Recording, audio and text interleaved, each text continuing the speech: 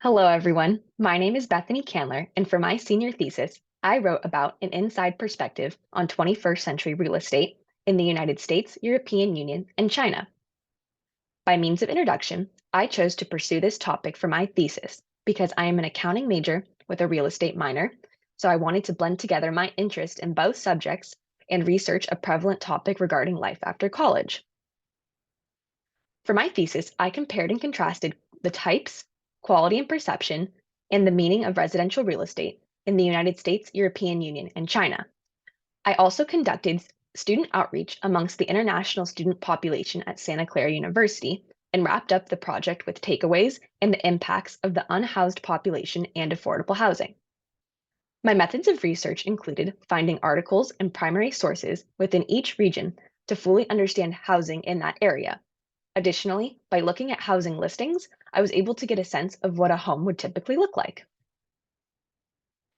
In the United States, the key findings relating to residential real estate types include single family homes, apartments, condominiums, and townhomes. US sentiments regarding the quality and perception of housing include NIMBY, not in my backyard, ADUs, accessory dwelling units, and cleanliness. Finally, the meaning of residential real estate in the US revolves all around the American dream, investing, the process of obtaining a home being very challenging, and people buying property with the purposes of house flipping, which is renovating a home with the goal to resell for a better profit. Comparatively, in the European Union, the types of residential real estate primarily include flats, similar to US apartments, and detached homes. Quality and perception of housing include inherited homes from previous generations, overcrowding with several generations living within one home, poor living conditions like leaky ceilings in older homes, but most interestingly, people in the EU consider their home a place to live and prosper. The meaning of residential real estate in the EU involves varying markets given the expansive country list of the EU, little inflation, as well as little investing, since housing is considered more of a stable home environment. Lastly, it is common in China to maintain a traditional courtyard in the center of the home and live in one of the three types of traditional homes.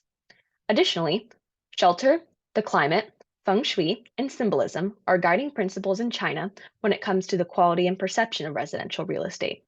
Particularly, the climate helps guide what type of home is most suitable given the conditions and what materials will be the most long lasting. The meaning of residential real estate in China is associated with refurbishment, abiding to cultural norms, and building wealth. Differently, residential real estate in China is state owned, which changes the logistics of home ownership compared to the other regions of interest. Part of my research included a 13-question survey, which was distributed to the international students at Santa Clara University in order to create a student outreach aspect of my thesis.